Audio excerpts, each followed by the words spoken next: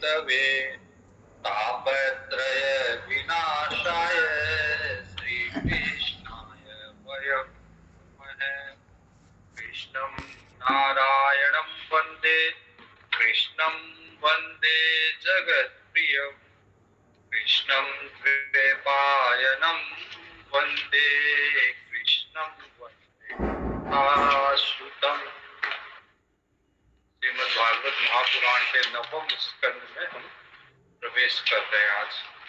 और भागवत के प्रारंभ से ही हमने देखा कि मनु महाराज के वंश का वर्णन था, और फिर आठवां जो स्कंद था उसका नाम ही मन्वंतर स्कंद था।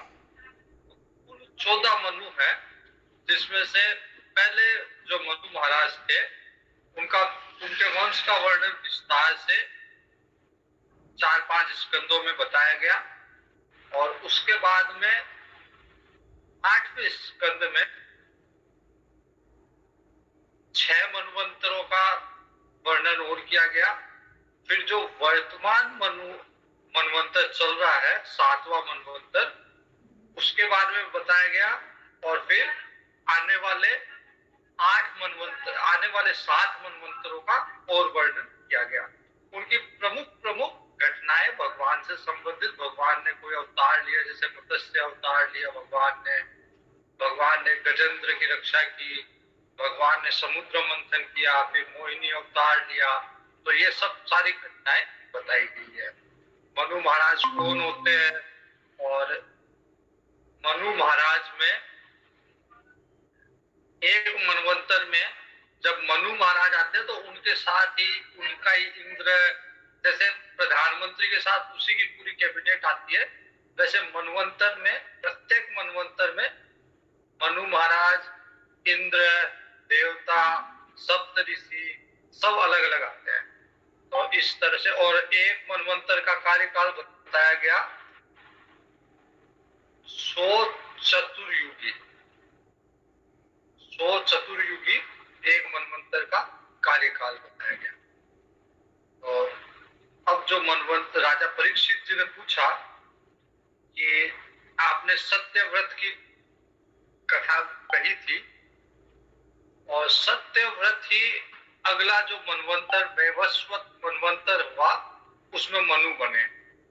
जो राजा द्रविड़ देश का राजा था मत्स्य अवतार में, जिसको भगवान ने कहा था कि मैं जो मत्स्य अवतार धारण करूंगा तो प्रलय आएगी और तुम्हारे पास एक नाव आएगी जिसमें सारे सप्त ऋषियों के साथ में, और सारे जीवों के बीज को लेके तुम बैठ जाना, और सारे प्रलय की लीला देखना, और प्रलय की लीला के बाद में फिर अगला जो मनवंतर आएगा उसमें तुम मनु बनोगे।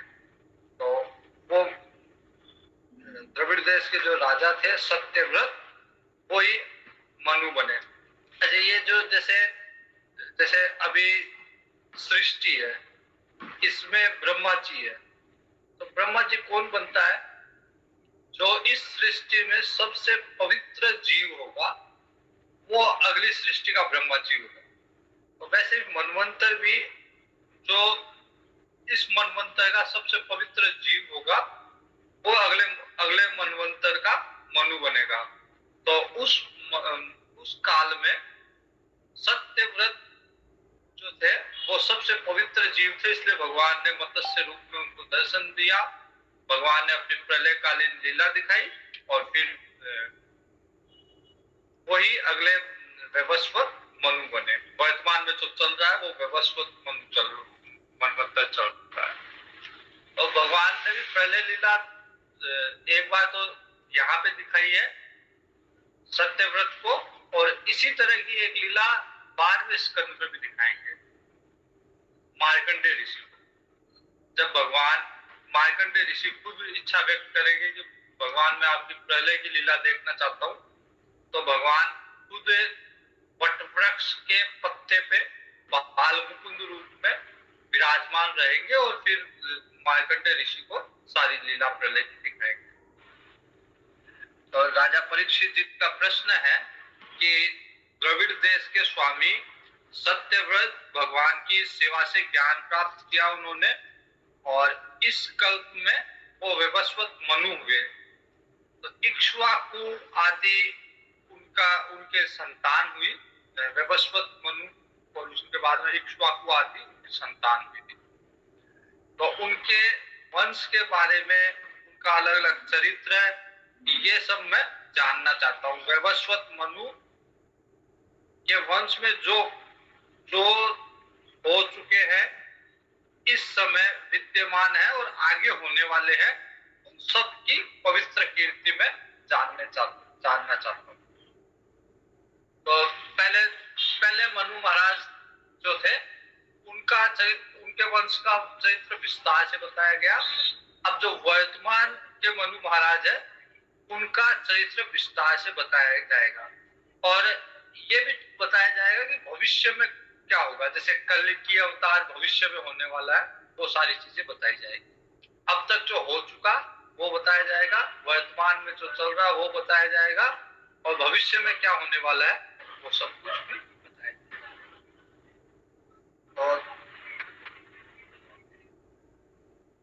कुछ प्रमुख घटनाएं, कुछ प्रमुख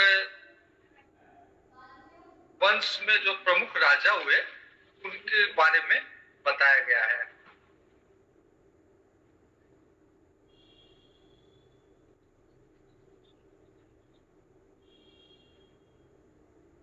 वैवस्वत मनु संतानहीन थे। वैसे इक्ष्वाकु आदि 10 उनके पुत्र हुए, लेकिन प्रारंभ में वैवस्वत मनु संतानहीन थे।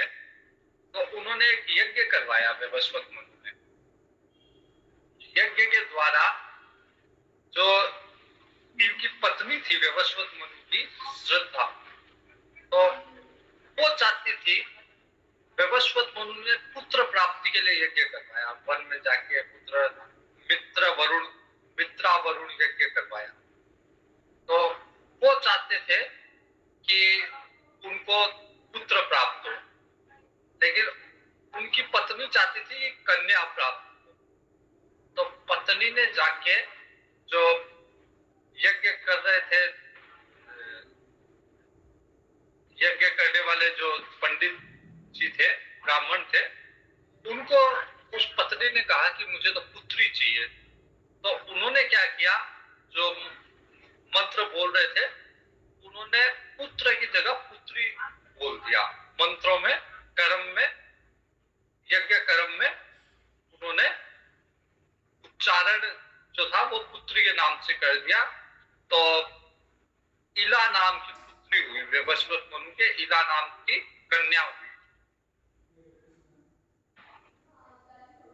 अब ये बात जब वैवस्वत मनु को पता चली कि मेरे कन्या हुई है, तो उसने शिकायत की वशिष्ठ जी से। वशिष्ठ जी कुल गुरु थे, उनसे शिकायत की कि ऐसा कैसे हो गया।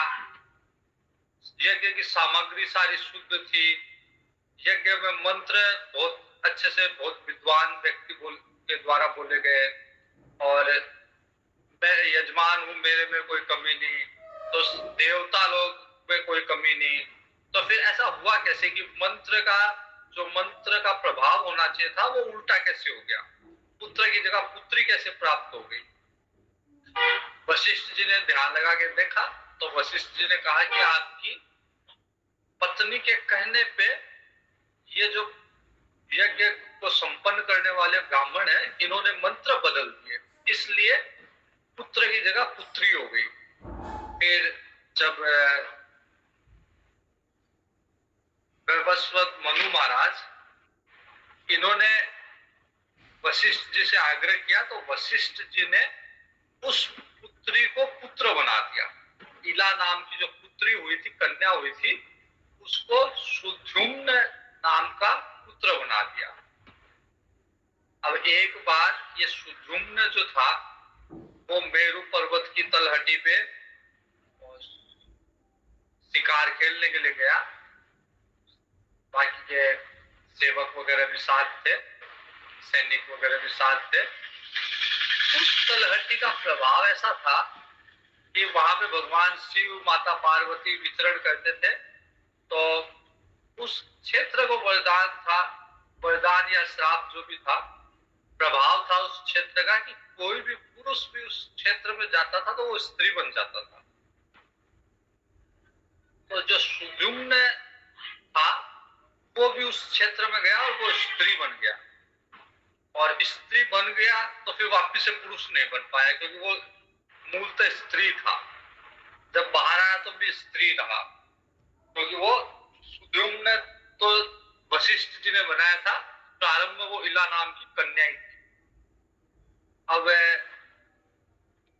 जब स्त्री था, स्त्री बना सुद्युम्न, उसी समय चंद्रमा का पुत्र बुध, तो बुध ने देखा कि ये बड़ी सुंदर स्त्री है, बुध ने उसके सामने विवाह का प्रस्ताव रखा और उसने भी स्वीकार कर लिया और उनका विवाह हो गया, और उस विवाह से उनको पुत्र प्राप्त हुआ, पुरुरवा नाम का पुत्र है। तो सुद्युम्न को पुरुरवा पुत्र प्राप्त हुआ। अब सुद्युम्न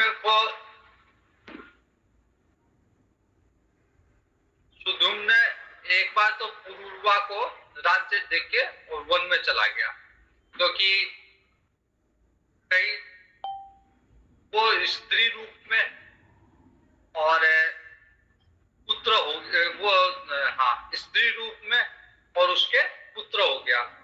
तो फिर वशिष्ठ जी ने पुनः सुद्युम्न को पुरुष बनाने के लिए भगवान शिव की आराधना की और उनसे वरदान प्राप्त किया। तो भगवान शिव ने कहा कि अब मैं क्या कर सकता हूँ, भाई पहले स्त्री था, इला नाम की कन्या थी, वो आपकी पत्नी के कहने पे ब्राह्मणों ने मंत्र में परिवर्तन किया जिससे इला नाम की कन्या हुई। फिर उसको वशिष्ठ जी ने सुद्युम्न बना दिया, फिर उस क्षेत्र के प्रभाव से फिर कन्या हो गई, तो इस कन्या के पुत्र भी हो गया। अब इसको वापस से पुरुष कैसे बनाया जाए? तो फिर भगवान शिव ने कहा कि मैं एक वरदान देता हूं, ये एक माँ तो स्त्री रहेगा, एक माँ पुरुष रहेगा, एक माँ स्त्री एक माँ पुरुष। मतलब लोग कहते हैं ना कि आज की साइंस इतनी विकसित हो गई, ये लोग जेंडर चेंज करवा लेते हैं, तो उस समय में भी ये जेंडर चेंज वाला सिस्टम था, ये तकनीक थी।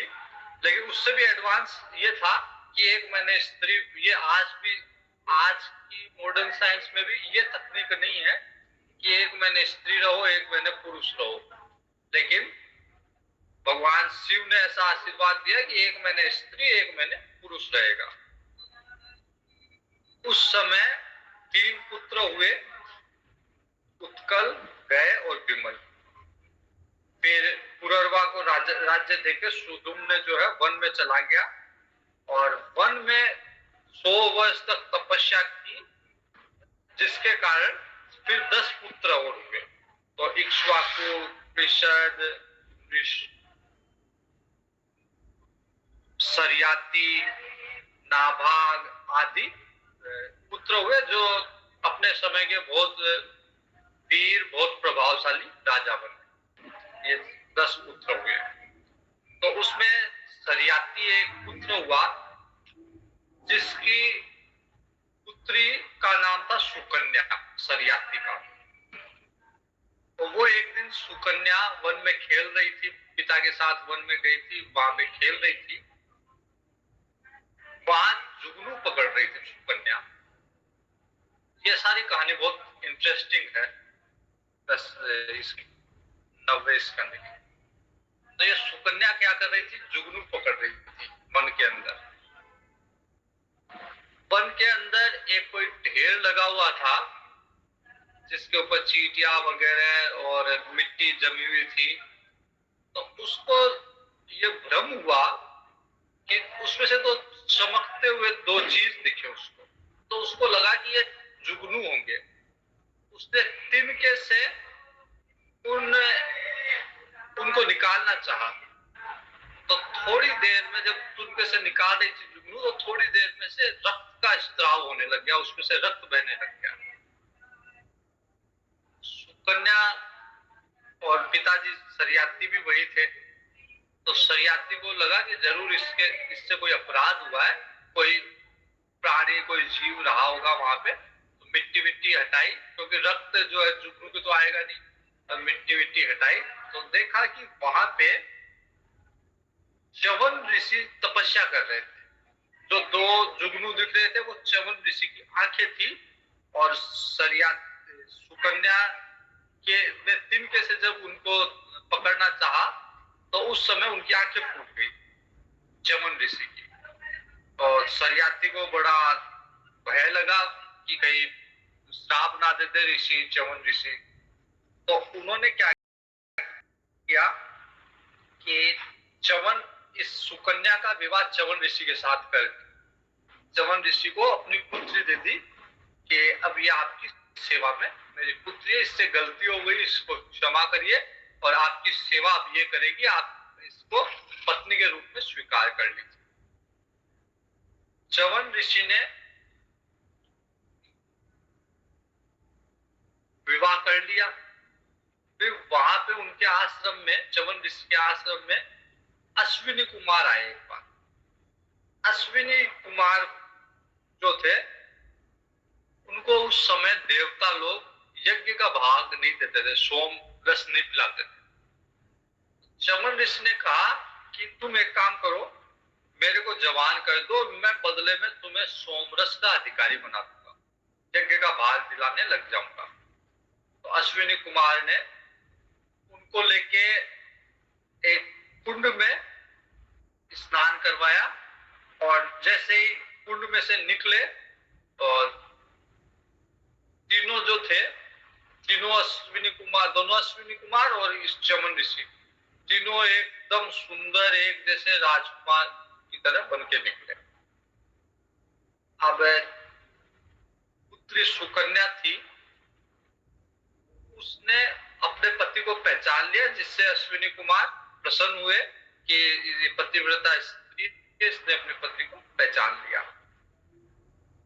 तो आज भी ओंकारेश्वर के पास में च्यवन ऋषि का आश्रम है। ये जो कुंड में बोल रहे हैं ना कि कुंड में स्नान करा के जो वृद्ध थे वो जवान हो गए च्यवन ऋषि। तो आज भी वहां पे चर्म रोग अगर किसी को होता है तो वो उस कुंड में स्नान करते, तो कहते हैं कि वो चर्म रोग उसका ठीक हो जाता है। तो देवताओं ने अश्विनी कुमार को सोम में भाग देना स्वीकार कर लिया। अब एक बार ऐसा भी हुआ था कि फिर बाद में सरियाती आया, तो सरियाती ने देखा कि उसकी पुत्री जो थी सुकन्या, वो किसी जवान पुरुष के साथ में बैठी थी। तो उसने कहा कि अपनी पुत्री को डांटा। तो फिर उसने कहा कि नहीं, ये तो आपके मतलब मेरे पति है, आपके जमाई है, और इन अश्विनी कुमार के आशीर्वाद से ये जवान हो गए। तो ये सरियाती की सुकन्या की कहानी थी। फिर सरियाती के वंश में ही कुकुद भी एक हुए। तो वे एक बार क्या किया उन्होंने, कुकुद भी, ये अलग अलग छोटी छोटी कहानियां हैं वंश में। तो एक बार कुकुद ने क्या किया कि अपनी कन्या का रिश्ता देखने के लिए, उसके लायक वर देखने के लिए ब्रह्मलोक चले गए। ब्रह्मा जी से चल के ब्रह्मा जी से पूछते हैं कि मेरी कन्या के लिए कोई अच्छा वर बताओ। उस समय तपोबल से ब्रह्मलोक जा सकते थे, तो चले गए। ब्रह्मा जी किसी कार्य में व्यस्त थे, कोई कार्यक्रम चल रहा था, उसमें व्यस्त थे। तो वो 2-4 क्षण, 2-4 मिनट वो रुक गए, और फिर 2-4 मिनट के बाद में जब कुकुद को बुलाया कि अब बोलो भाई किस काम के लिए, किस प्रयोजन से आए, तो कुकुद ने कहा कि मैं मेरी कन्या का वर आपसे पूछने के लिए आया हूँ कि मेरी कन्या का विवाह करना चाहता हूँ, तो कौन सा वर अच्छा रहेगा। तो जी हंस के बोलते हैं कि तू 3-4 क्षण के लिए यहाँ गया, उतनी देर में तो पृथ्वी लोक पे कितने वर्ष निकल गए तेरे को पता ही नहीं। तो तेरी कन्या तो छोड़, अब तो जिस जिस गोत्र में तू जन्मा था उस गोत्र का कोई नामो निशान भी नहीं जानता। तो हजारों वर्ष निकल गए, क्योंकि पृथ्वी का, ब्रह्मा जी का एक दिन पृथ्वी का 1000 चतुर्युगी होते हैं। तो इसलिए पृथ्वी के, ब्रह्मा जी के 2-3 क्षण भी पृथ्वी के हजारों वर्ष हो गए। तो इसलिए बोलते हैं कि अब कोई लाभ नहीं है। तो फिर उनकी जो कन्या थी रेवती, उस कन्या को उकुडमी ने फिर 2-3 क्षण बाद में आए तो उस समय बलराम जी ने अवतार ले रखा था, कृष्ण बलराम। तो उन्होंने फिर बलराम जी से उसका विवाह कर दिया और खुद तपस्या के लिए बद्री का आश्रम चले गए।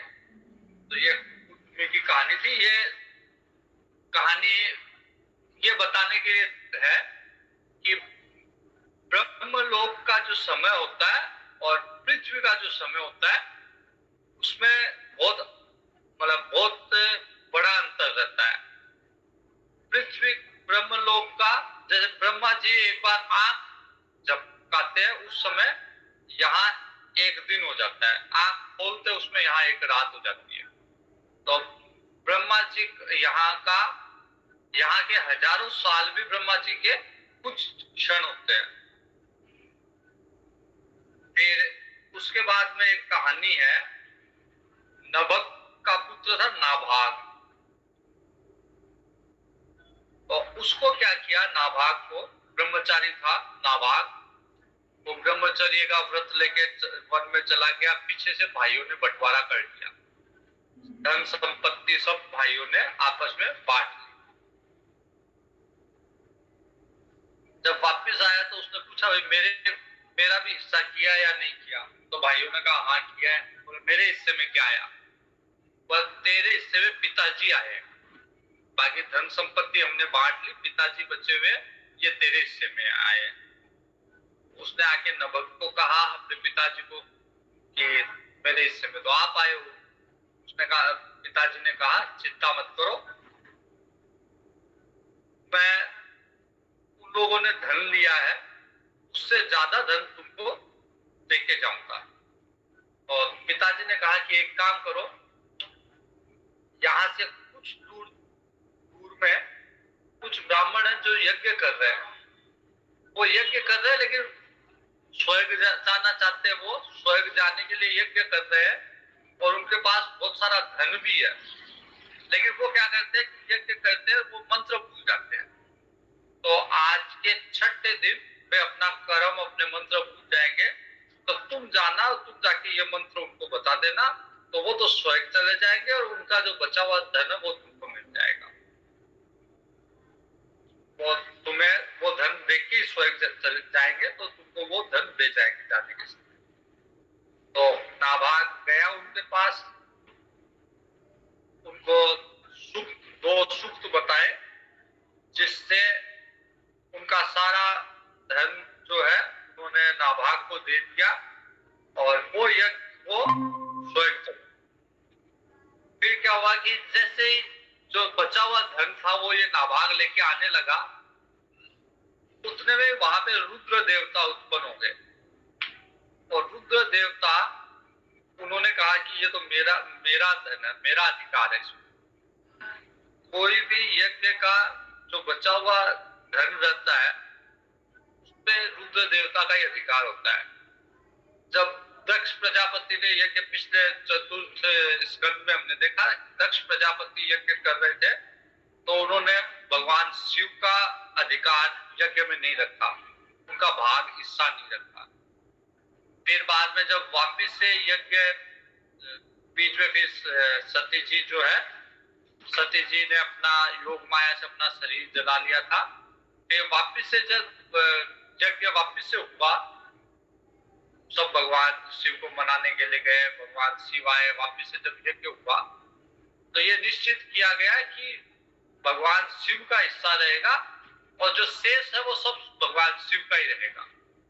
मतलब यज्ञ में जो आहुतियां दे दी और जो शेष रह गई वो शेष सारी भगवान शिव की रहेगी, रुद्र की रहेगी। तो यज्ञ का बचा हुआ सारा धन भगवान रुद्र का रहेगा। तो यज्ञ का बचा हुआ धन घर पे नहीं ले जाना चाहिए, यज्ञ का बची हुई सामग्री रुद्र की होती है। तो नाभाग जैसे ही, क्योंकि नाभाग ने सुक्त बताए थे और उन्होंने ये धन नाभाग को दे दिया, लेकिन रुद्र देवता आ गए कि ये तो मेरा धन है, ये तो नियम है कि यज्ञ का बचा हुआ धन रुद्र को ही प्राप्त होता है। तो ये नाभाग था, वापिस पिता के पास आया, नभग के पास कि आपको कहा था धन प्राप्त होगा, धन दिया भी उन्होंने ब्राह्मणों ने, लेकिन फिर वहां पे एक रुद्र देव प्रकट हो गए, उन्होंने कहा कि ये तो धन मेरा है।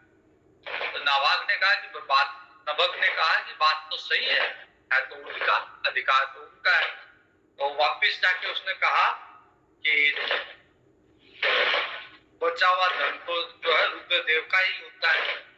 तो रुद्र देवता बोले कि भाई हम प्रसन्न हुए कि तुम्हारे पिता ने धर्म के अनुकूल निर्णय लिया है, उसने पुत्र का पक्ष नहीं लिया, जो वास्तव में धर्म था वो ही बताया, उन्होंने धर्म के अनुकूल निर्णय दिया है।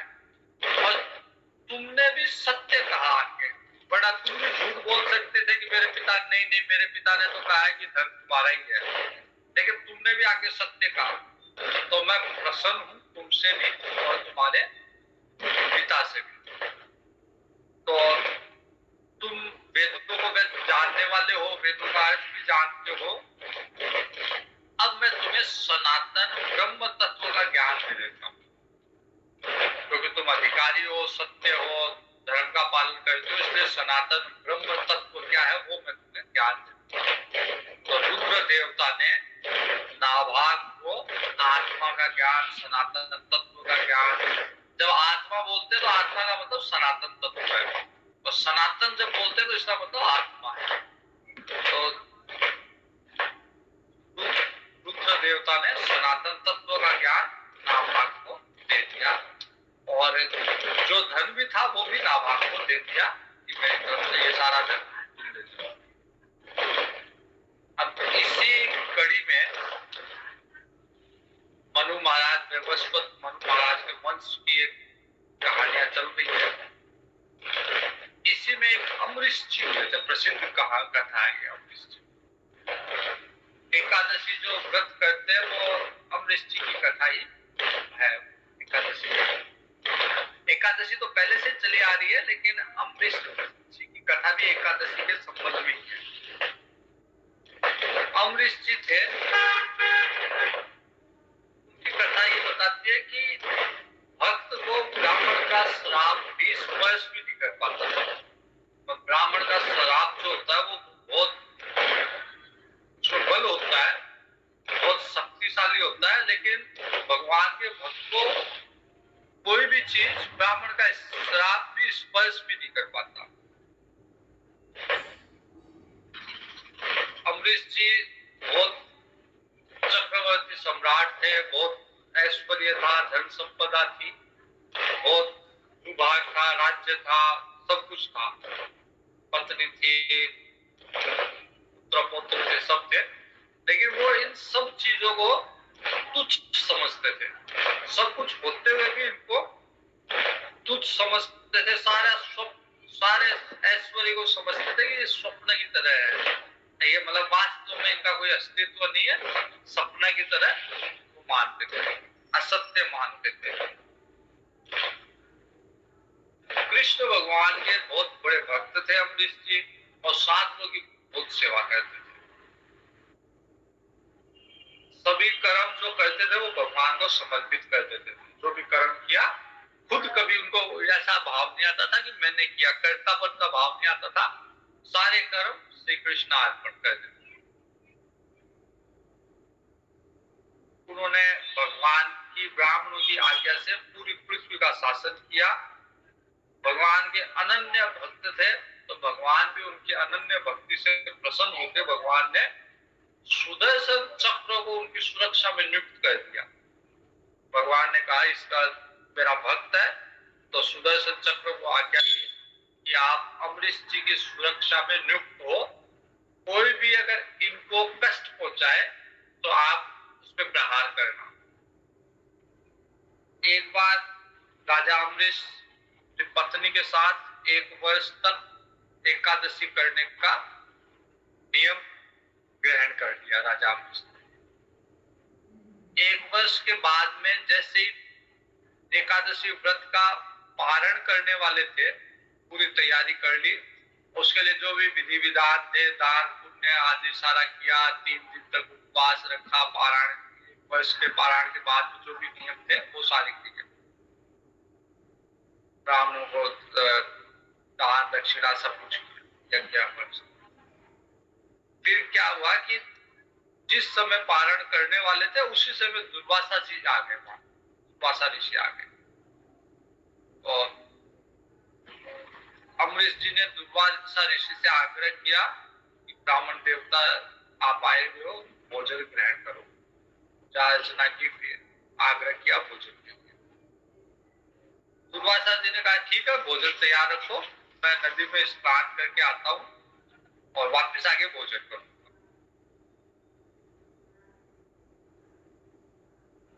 नदी में स्नान करने के लिए दुर्वासा जी अपने शिष्यों के साथ चले गए।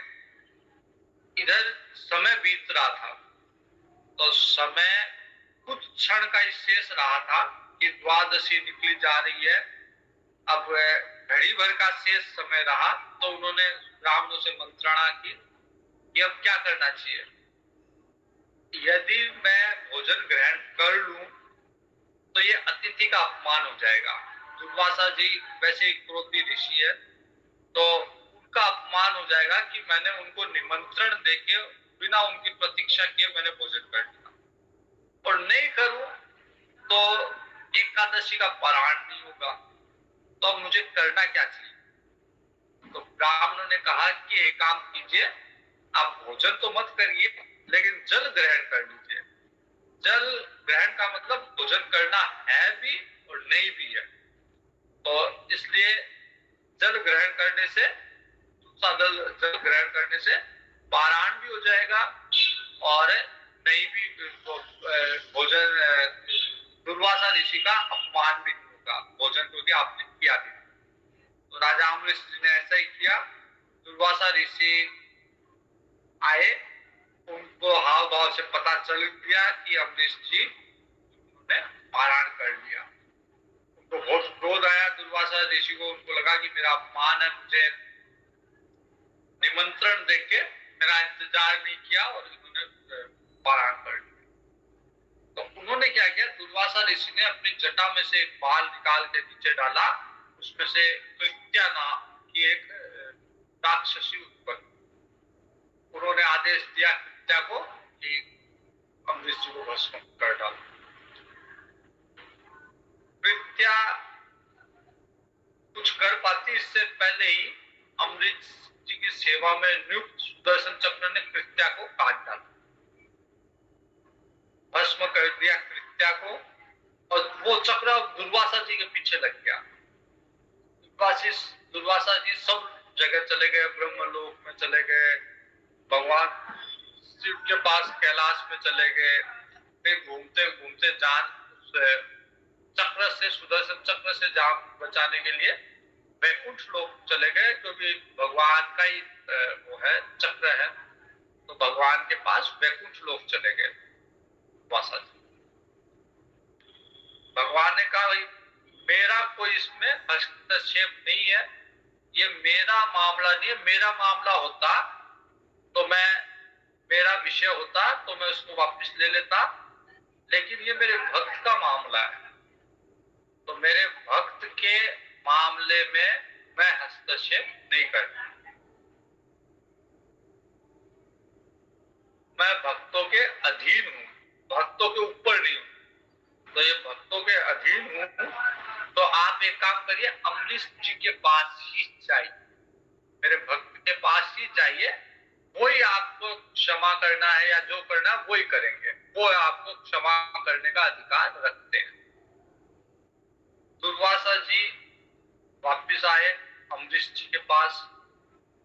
अम्बरीश जी भोजन लेके इंतजार करते रहे दुर्वासा जी का 1 वर्ष तक।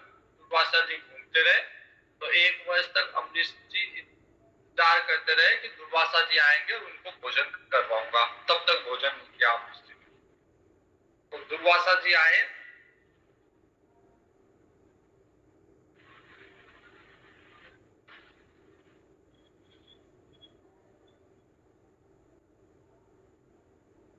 अम्बरीश जी ने चक्र से आग्रह किया कि आप दुर्वासा ऋषि का कल्याण करिए, ऋषि है ये, कोई बात नहीं, इन्होंने थोड़ा क्रोध कर लिया लेकिन इनका कल्याण हो।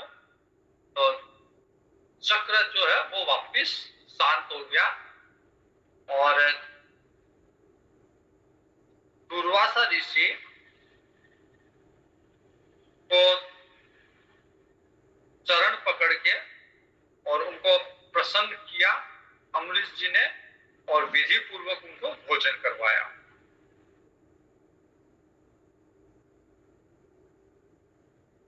तो ब्राह्मण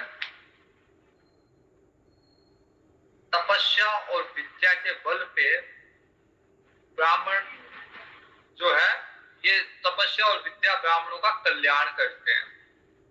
अगर कोई ब्राह्मण ज्ञानी है, तपस्वी है, तो तपस्या और विद्या उसका कल्याण करेगी। लेकिन यदि कोई ब्राह्मण उद्दंड हो रहा है, अन्यायी हो रहा है, भगवान के भक्त का अपमान कर रहा है, तो ये तपस्या और विद्या ही, तपस्या और ज्ञान ही उस ब्राह्मण के लिए आत्मघाती बन जाता है, उल्टा फल देने वाला बन जाता है।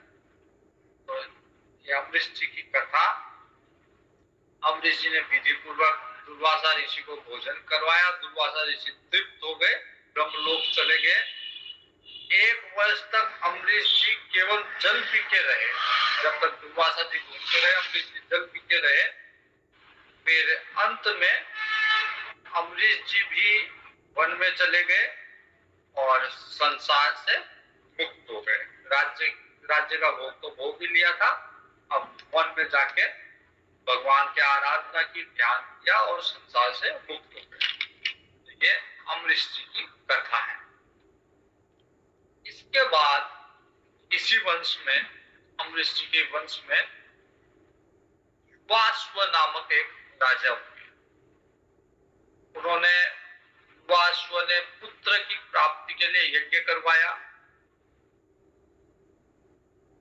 और उनको पुत्र प्राप्ति के लिए यज्ञ हो रहा था, बड़ी वन में यज्ञ चल रहा था और यज्ञशाला बनी हुई थी, राजा भी वही रहते थे। तो युवाश्व को रात को प्यास लगी और रात को प्यास लगी तो उन्होंने देखा कि कहीं जल मिल रहा है क्या, तो फिर देखते देखते यज्ञशाला में चले गए। ऋषि लोग सो रहे थे यज्ञशाला, तो उन्होंने जगाना ठीक नहीं समझा।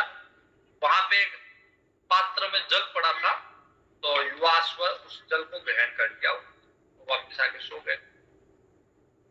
सुबह प्रातः जब उठे तो ऋषियों ने देखा कि जल का पात्र खाली है, तो उन्होंने पूछा कि जल का पात्र, जल किसने लिया? तो युवाश्व ने बता दिया कि रात को मेरे को प्यास लगी थी, मैं आया था और मैंने ये जल ग्रहण कर लिया। तो ऋषि लोग कहते हैं कि ये तो अभिमंत्रित जल था, हमने आपने पुत्र प्राप्ति के लिए जो यज्ञ करवाया था, तो हमने इस मंत्रों द्वारा अभिमंत्रित किया था इस जल को, और इसका प्रभाव यही होता है कि इसको जो ग्रहण करता उसको पुत्र प्राप्त होता। तो अब आपने पी लिया तो आपको पुत्र होगा। कुछ समय बाद में युवाश्व को प्रसव पीड़ा हुई और प्रसव पीड़ा के बाद में दाहिनी कोख से भटके, दाहिनी कोख भटके और पुत्र उत्पन्न हुआ जो मानधाता हुए। मानधाता ओंकारेश्वर के राजा थे मानधाता, और उस पूरी पृथ्वी पे उनका शासन था। बहुत तपस्वी, बलशाली, भगवान के भक्त राजा थे मानधाता। मानधाता आत्मज्ञानी भी थे, ज्ञानी थे, और फिर भी लेकिन बड़े बड़े यज्ञ करवाते थे। बोला ज्ञानी लोग क्या है, कर्म कांड पे ज्यादा ध्यान नहीं देते। ज्ञान जिसको ज्ञान हो गया, ज्ञानी हो गया, जीवन मुक्त महात्मा है, तो फिर वो यज्ञ हवन ये कर्म कांड पे ध्यान नहीं देते, क्योंकि उनका काम तो ज्ञान से चलता है। लेकिन मानदाता ज्ञानी होने के बाद भी बड़े बड़े यज्ञ करवाते थे और बड़े बड़े दक्षिणा देते थे, यज्ञ करवाते थे। तो सारा भूभाग उस समय मानदाता के अधिकार में ही था। जहां तक सूर्य की किरणें जाती है वो सारा भूभाग मानदाता के अधिकार क्षेत्र में था। जो भी यज्ञ करवाते थे तो मानदाता यही सोचते थे कि यज्ञ में यज्ञ भी भगवान है, यज्ञ की सामग्री भी भगवान है, मंत्र, यज्ञ की विधि, यज्ञ का यजमान, धर्म, देश, काल और जो ऋत्विज यज्ञ कर पा रहे सब भगवान का ही रूप है। तो सारे भगवान का ही रूप देखते थे, सब में भगवान का ही रूप थे। जो भी क्रिया करते थे, राज्य संचालित करते थे, सब भगवान का ही रूप देखते थे। इस तरह मानदाता जी, और मानदाता जी के बाद में मानदाता के समय में ही मानदाता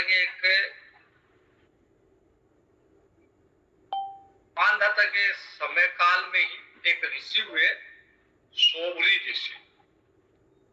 सोबरी ऋषि बड़े तपस्वी ऋषि थे, बहुत तपस्या की थी उन्होंने।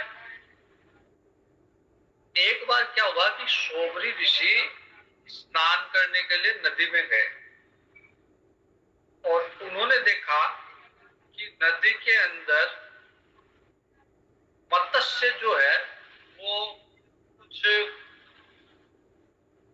मछलियों के साथ में जल क्रीड़ा कर रहा है। तो उन्हें भी इच्छा हुई कि मैं भी विवाह करके और पत्नी के साथ क्रीड़ा करूं। तो उन्होंने पहले, जैसे किसी ऋषि को अगर कोई चीज की आवश्यकता होती, इच्छा होती, आवश्यकता होती, तो वो सीधे राज दरबार में चल जाते थे। राज दरबार में भी उनकी कोई रोक टोक नहीं थी, वो सीधे जाके राजा से मिल सकते थे और आवश्यकता अनुसार जो भी उनको आवश्यकता होती वो राजा से प्राप्त कर सकते थे। तो सोबरी ऋषि को जब इच्छा हुई कि मुझे विवाह करना है, विवाह की इच्छा हो रही है, पत्नी चाहिए मेरे को, मैं भी इस तरह से क्रीड़ा करना चाहता हूँ, तो सोबरी ऋषि भी राजा मानदाता के पास चले गए और वहां जाके राजा मानदाता वो करते हैं कि मुझे आपकी कन्या चाहिए। राजा मानदाता के 50 कन्या थी। सोबरी ऋषि ने कहा कि मुझे विवाह की इच्छा हो रही है और मैं आप कन्या प्राप्त करना चाहता हूँ। मानदाता राजा ने सोचा कि ये ऋषि जो है वृद्ध है, मेरी कुमारी कन्याएं हैं, अभी यौवन अवस्था में नहीं पहुंची, तो इस वृद्ध व्यक्ति से, वृद्ध ऋषि से मेरी कन्या का विवाह कैसे करूं। फिर उनको लगा कि अगर मना कर दूंगा तो ऋषि है, कल को श्राप देते, मना भी नहीं कर सकते। उन्होंने एक उपाय निकाला, एक युक्ति निकाली मानदाता राजा ने। उन्होंने कहा कि भगवान,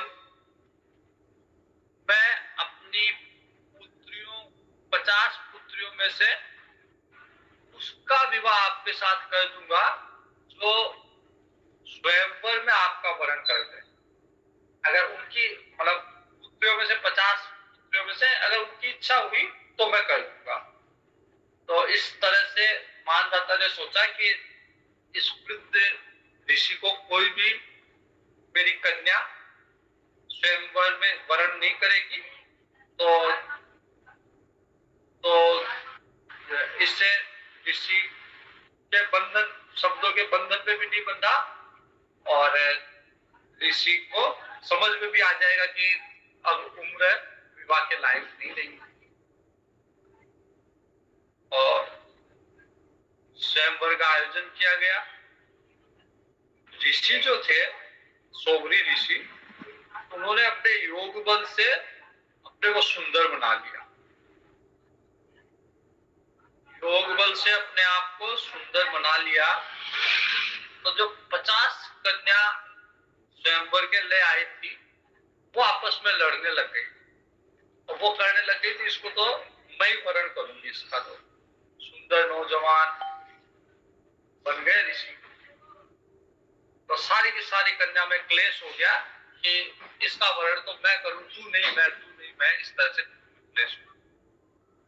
फिर सभी 50 कन्याओं ने सोबरी ऋषि से विवाह कर दिया।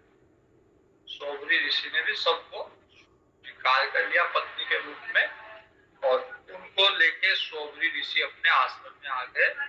फिर वहां अपनी योग माया से ऐसे ऐसे भोग सामग्री उत्पन्न कर ली उन्होंने जो संसार में कहीं नहीं है, ऐसे विषय भोग वहां उपस्थित कर दिए, और अपनी पत्नियों के साथ में विहार करते, भोग करते सब।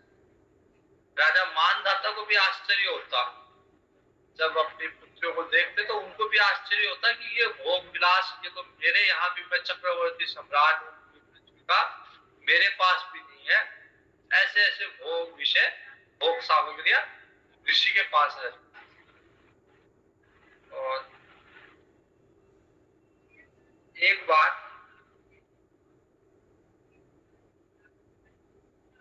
सारे भोग भोगने के बाद में अपने तपोबल से उनकी इंद्रियां संतुष्ट नहीं हुई, और फिर एक बार वो स्वस्थ चित्त से, अच्छे मन से बैठ के विचार कर रहे थे कि ये इंद्रियां संतुष्ट नहीं हो रही, 50 पत्नियां हैं, इनके साथ सारी क्रीड़ाएं, सारे विहार करता हूं, लेकिन फिर भी इंद्रियां संतुष्ट क्यों नहीं हो रही। तो उनको एक विचार आया कि मैं तो तपस्वी था, ये सारी चीजें, ये भोग विलास, इनके चक्कर में व्यर्थ ही पड़ गया। मैं तपस्वी था, मेरा उद्देश्य भगवान का भजन करना था, भगवान को प्राप्ति करना था, और मैंने अपना समय इन चीजों में व्यर्थ गंवा दिया, भोग विलास आदि में। ये सारी जो भोग विलास की वस्तुएं, तो फिर उनको सारी बात याद आई, सब कुछ स्मरण आया। उन्होंने विचार किया कि एक क्षण का जो संसर्ग था, मैंने मत्स्य को पत्नियों के साथ, अन्य मछलियों के साथ क्रीड़ा करते हुए देखा, उसके कारण मैंने इतना सारा समय व्यर्थ गंवा दिया। तो एक क्षण का भी संसर्ग जो है सारी तपस्या को नष्ट कर दिया, और मैंने अपना आपा खो दिया। इस तुच्छ विषय के लिए मैं मानधाता जैसे राजा के पास जाके मैंने याचना की, तो उनको बड़ा अपने पे उन्होंने चिंतन किया, विचार किया, और जिसे मोक्ष की इच्छा हो उसे इंद्रियों को बहिर्मुख कभी नहीं होने देना चाहिए। इन सब चीजों पर विचार करके विरक्त होकर वन को चले गए सोबरी ऋषि, और तपस्या करके। तो इस तरह से गर्भस्वत मनु के वंश में कुछ प्रमुख घटनाएं, कुछ प्रमुख व्यक्तियों के वंशजों के बारे में हमने देखा। आगे और भी कुछ है जो हम कल देखेंगे। पूर्णमिदं पूर्णमुदच्यते पूर्णस्य पूर्णमादाय पूर्णमेवावशिष्यते। ओम शांति।